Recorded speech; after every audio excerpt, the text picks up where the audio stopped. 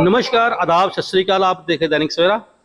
इस समय हम खड़े हैं गांधीनगर हलके में, जहां आज वोटिंग हो रही है। ये वोटिंग का तीसरा फेज था, मगर इलेक्शन कमीशन की तरफ से इसको आगे कर दिया गया। 7 को होने वाली थी, आज 25 है। 6वें फेज पर ये इलेक्शन हो रही है अनंतनाग अजौरी में। बात करें अगर कौन कौन से उम्मीदवार यहाँ खड़े हैं, उसमें से एक बड़ा नाम पीडीपी का महबूबा मुफ्ती, और उनके लिए जो एनसी का है वो हो मियां अल्ताफ हुसैन।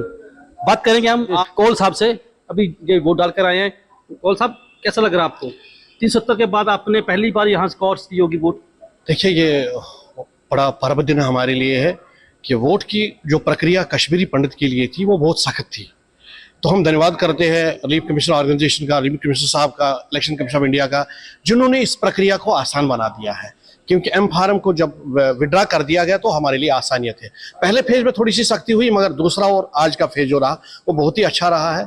और वोटर आ रहा अपना वोट कास्ट करके खुशी खुशी से वापस चला जाता है, जो पहले हुआ नहीं करती थी, जिस पर मजबूरन हिंदुस्तान के होम मिनिस्टर को बोलना पड़ा रिसेंटली कि इस बार जो कश्मीरी पंडितों की जो भागीदारी वो 40% के आसपास रही है, जो 3 या 4% होती थी। ये तो सामने, क्योंकि उसकी प्रक्रिया ही ऐसी थी, क्योंकि घर में 4-5 बार निकलना पड़ता, फिर उस फार्म को भरना पड़ता था। इसलिए तो हम आज जो ये वर्ल्ड की लार्जेस्ट डेमोक्रेसी में हमारा जो योगदान या हम अपने आप को खुश नसीब समझते हैं कि इसी हमारे वोट से हिंदुस्तान की सरकार बन रही है। तो हमारे इस वोट से श्रीनगर की वोट हो चुकी है, बारामूला की हो चुकी है, बम्पर वोटिंग हुई है। बिल्कुल। क्या कहेंगे इस बार जो अनंतनाग और जोरी, ये पहली दफा हुआ है कि अनंतनाग और जोरी इकट्ठा किया गया है? ये खासकर प्रश्न उनके लिए जो ऑलरेडी इस सियासत में रह चुके हैं, जो सीएम रह चुके हैं, जो डिप्टी सीएम रह चुके हैं, एमएलए रह चुके हैं, एमपी रह चुके हैं। आज आप देख रहे हैं वो बाप भी निकल गया, बेटा भी निकल गया, बच्चा भी निकल गया। इसका ये मतलब कि उन्होंने आज तक कुछ किया नहीं है। इसीलिए, और वो कॉल कौन देता था बंद की, ये भी खुद जवाब दे सकते हो क्यों ऐसा किया था उन्होंने।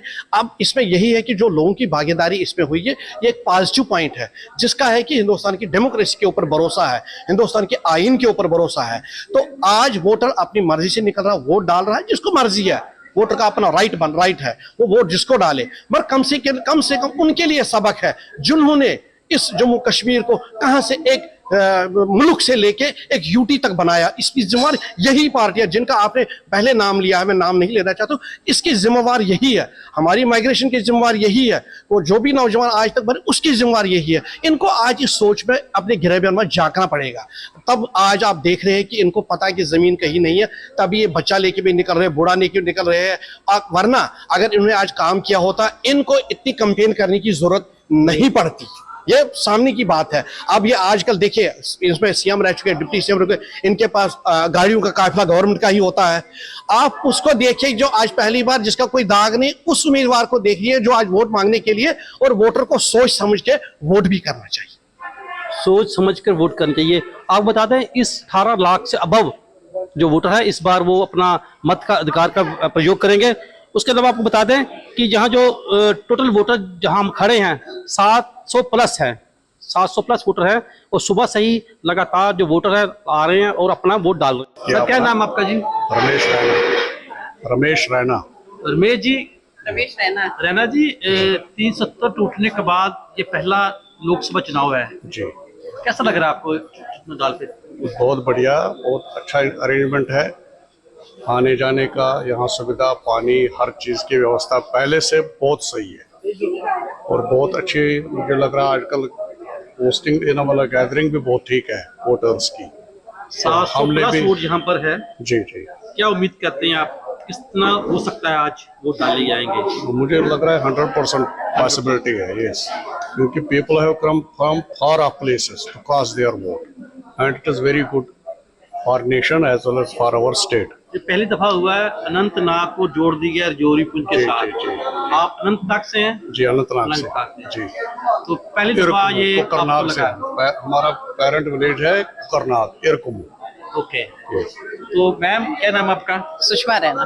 सुषमा जी, कैसा महसूस हो रहा है आपको? क्या मुद्दे थे दिमाग में आपके इलेक्शन को लेकर? मुद्दे तो है ही, मुद्दे क्यों नहीं है? मुद्दे तो पहले हमारा है कि हमारी घर वापसी जो हम 30-32 सालों से हम चाह रहे हैं, उस पे अभी कोई वो कुछ नहीं हो रहा है अभी।